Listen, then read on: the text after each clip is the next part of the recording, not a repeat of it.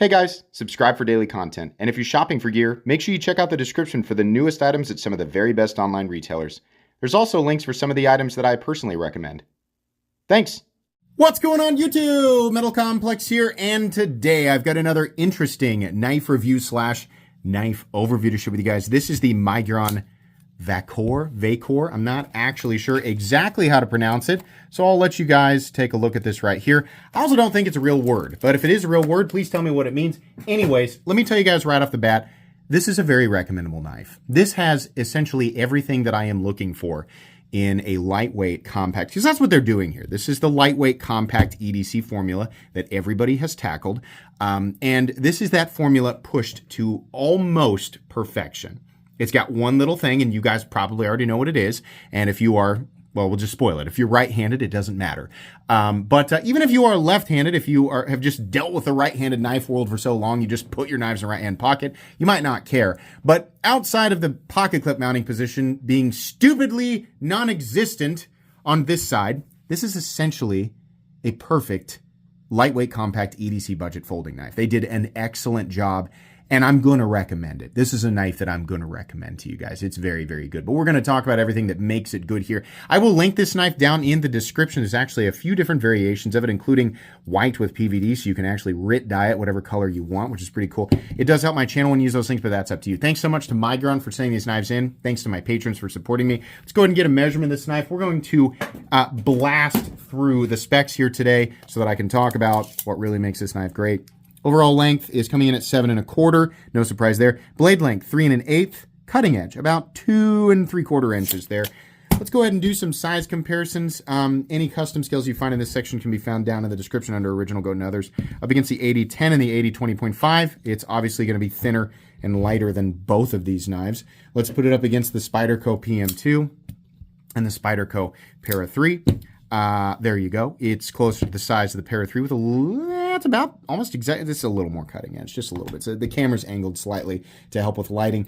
And then finally, let's put it up against the Benchmade Grip Tillionaire, in this case, the Ritter Hogue. And because we know exactly why they made this knife, it's because of the popularity of the bug out. Here it is up against the bug out. The bug out is slightly longer, and I mean slightly, but it's also got more cutting edge.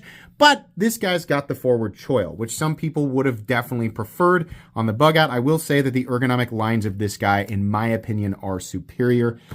If you are wondering, like, hey, I'm somebody who likes the idea of the bug out. I don't want to fork over $180 for essentially what the bug out brings to my world. This is essentially your answer. You have a lot of options out there, and you might like something more or less, but in my opinion, this is essentially the answer for you. You might as well, that's pretty much the end of the video, right? But anyways, let's go ahead and weigh it. So what are we looking at for materials here? We're looking at G10, Peel Ply Texture G10. We have nested steel liners, which is, it's not actually a full liner, it's a cartridge liner, but that's fine. The G10 is rigid enough, and there's enough material here that it does not feel delicate, especially when you compare it to the injectable plastic or whatever they call that stuff that they use on the standard bug out. This is fine. It's also essentially the same weight, which we'll talk about here now. Well, after I talk about the blade steel, this is 14C28N, which is, in my opinion, essentially the best steel to get in the budget territory, unless you are emphasizing, unless edge retention is more important to you than anything else, in which case you're going to go with boring old D2, because D2 will outshine pretty much anything when it's properly heat treated at this geometry. D2 is going to outshine pretty much anything at this price point. But if you like a good balance, if you're going to use this knife a lot, and you're going to use it in a multitude of environments, 14C28N is generally considered a more recommendable steel. It's much easier to touch up. It's stainless. It's really tough. Absolutely. So that's generally going to be the balance that you're going to look for. This is hardened to 58 to 60, which I'm going to remind everybody is absolutely fine for 14C28N. 14C28N will shine and do exactly what it's intended to do at that hardness. Let's go ahead and weigh it. What does this knife weigh? First of all, what does the bug out weigh? The full-size bug out, I believe, weighs 1.8 ounces. This guy here, that is essentially the same thing, weighs 2 ounces. I don't know about you, but 0.2 ounces is a trivial amount of weight to me. I do not care. Anything under 3 ounces, and I'm more likely to wash it anyway, so I don't really care. The balance on this is essentially perfect. Let's go ahead and do a hardware check real quick. So I'm going to get out my tools. My tools are very inexpensive and very recommendable. You can find them right down in the section of my description that talks about the tools I use on this channel. So one downside to this is that because it is a cartridge liner, you have extra screws here in the middle to hold that cartridge liner in. So you do have 2 extra screws versus normal, but that's not that big of a deal because they kept everything T8, except for the pocket clip screws, which are T6. You won't have to worry about removing that pocket clip because you have nowhere else to put it. So they may as well have just welded it to the frame. I'm kidding. If you need to replace the clip because you bent it out or something, then fine. The downside to disassembling a knife like this is that it is a crossbar lock with Omega springs. If you've ever done this before, you know it can be a little bit frustrating the first time you do it, but far from impossible. As long as you have the right tools for the job, you should be good to go. Let's go ahead and measure the blade stock thickness, and I will compare it directly with the Bug Out's spine. I can tell you that the way that it cuts is very, very similar. So this is ridiculously thin at 83 thousandths. The Bug Out, I think, is the same. I don't know. It's essentially the same. I mean, like, yeah, it's like, let's get it back here on the actual flat. Yeah, okay, so 86, it's the same. It's incredibly close. This is slightly thinner, right? Okay, meat and potatoes time. Here's what I like about this knife first, and yeah, I'm going to compare it to the Bug, because that's what this is, right? That's what everybody's doing this, right?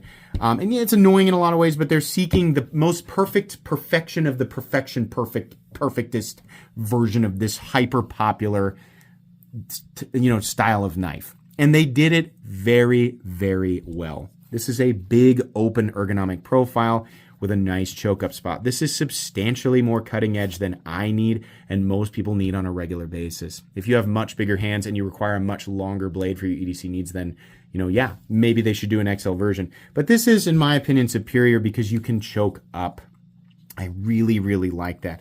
I wish that they had extended jimping all the way out here. They just stopped it back here. So that's kind of a bummer, but that's fine. No big deal. Even in the hammer grip, I've got a full 4-finger grip here. It's very, very comfortable. We didn't really talk about the action. Did I to completely skip the action here? So this knife runs on bearings, which is different than your Bug Out. Like the Bug Out's going to run on washers, so that might matter to you. But it's incredibly smooth, and it also uses really nice high-tension Omega springs, so the action is beautiful. The thumb studs are fine. They're nicely rounded off. They could have been slightly bigger, but I still think it's fine. Reverse flick, whatever you want to do. There's plenty of room right here. Really, really nice.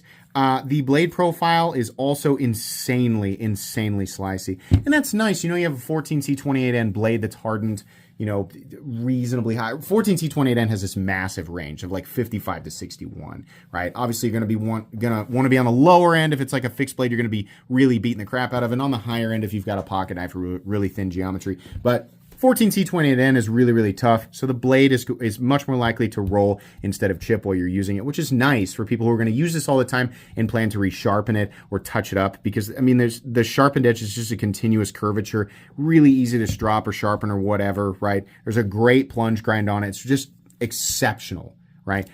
From somebody's perspective who's a hyper casual when it comes to carrying this stuff, I'm a design reviewer. I'm just going to carry and use what I feel like is comfortable and convenient. This is about as convenient as it gets, and it is so thin and so easy for a knife that you're going to get out and use periodically to make quick cuts, or maybe you're going to use it for a little bit, breaking down a few cardboard boxes or whatever. Even as the blade loses its initial crazy sharp edge, that geometry is so thin, it should just keep going and going and going. It does not, by any stretch of the imagination, have anywhere near a durable tip. So if you're really hard on the tip of your knife, it's not going to be a good blade for you. But if you use your knife casually for basic knife stuff, this is going to do exactly what you want it to do. I love how Miguron leaves all of their crap off of the blade. It's just the logo right here, which looks like the Majin Buu logo. 14C28N over here, and that's it. Just a straightforward, classic looking pocket knife. Peel ply texturing here, really nice lock-in. I don't feel like I'm going to drop it or anything. I also don't feel confined on the back end because they don't have that sort of hook, super crazy ultra grip, right? Basically like this. They don't do this on the back end, so I'm not feeling squished in there. Really, really nice. It's funny how much more open this knife feels than even something like the giant AD10, which admittedly in my hands, I do feel a little cramped because they're wanting me squished in back here. On this knife, especially when I'm choked up, not at all. It's just big open comfort, So somebody like me, this is really going to work a lot better. We have a lanyard hole. The pocket clip is fine. It's not my favorite style of clip. It kind of comes over and goes to the bill, but truthfully, in and out of the pocket is fine. The dumbest thing that they did with this knife and the dumbest thing that they do with all of their crossbar locks is that they don't put a spot for people who are left-handed to mount the pocket clip for left-hand carry. This is an ambidextrous locking system. Why can we not mill just one more hole? Like, it's so weird, right? If you're left-handed and you've just been carrying your knives in your right-hand pocket and dealing with it and you're used to it, you're not going to care. If you're right-handed, obviously not going to care. But there's definitely some left-handed people wanting to carry their knives on the appropriate side who will care. So why? Miguron, figure it out. Like, that's literally the only thing keeping this knife from being the perfect version of what it's trying to be. Outside of that, that's essentially, minus the jimping that I would prefer, right? Outside of that, it's essentially what this is. It's really, really great. You have a stop pin. Oh, did we cover everything back here? A couple of standoffs, right? Nothing too crazy. We have a stop pin located in its traditional position. We got some shouldering right here. No blade play up, down, left, or right. No lock stick at all, which is great for a crossbar lock. No pivot lash. It's as smooth as you would expect a crossbar lock to be. It's also a great, Miguron does a great crossbar lock. It should not have to stand up to anything more than that. Look at this thing, right? It locks out. That's all the more. That's overkill for reliable lockout, right? The high tension Omega springs really feel great on this. It does not feel floppy or loosey-goosey in any way, and there's plenty of engagement. I think can we see it? You can see that line right there where the lock bar is pushing in and actually locking up. And as is the case with all crossbar locks that are properly designed, it will only lock up more solid over time. So that's great. So anyways, this has stayed essentially, it's perfect. Perfect centering, right? This is a $44 knife. It would have blown my mind. I don't know why my voice is cracking. I'm a 37-year-old man, but what are you going to do? This is a $44 knife. It would have blown my mind if they'd have gotten it under, $40, but okay, whatever.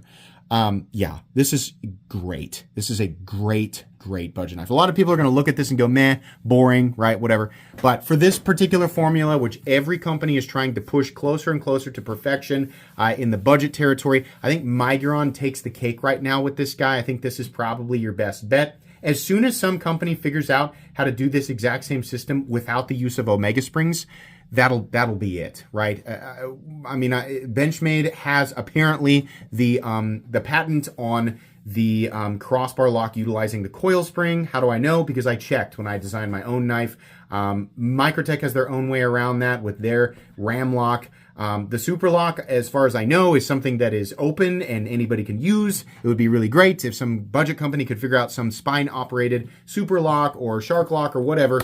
But once that happens, we can get an ambidextrous locking system that's hyper strong, and companies can figure out how to make sure that lefties are included in this. You'll essentially have your ultimate perfect budget knife. But until that day comes, this is about as close as it gets to the bug out style crossbar locking budget knife. It is very, very good. It is not only a knife that is cheap and that I love, so I'll put it in that playlist, the cheap knives I like playlist. It's also, generally speaking, just a very recommendable knife. I think the average person would absolutely love this, so I'm going to recommend this to pretty much everybody. I think you'll like it. Links in the description for this guy. That's going to be it today. Please make sure to follow me on Instagram at metal_complex. If you enjoyed this video, leave a like. If you'd like to check out my other content, I do, of course, have lots of videos of knives that are either expensive or inexpensive that I do or don't like, so check those out. And if you enjoy all my content, go ahead and click on the Metal Complex logo right there and subscribe because there's definitely more coming. Thanks again for watching, everybody, and have a great day.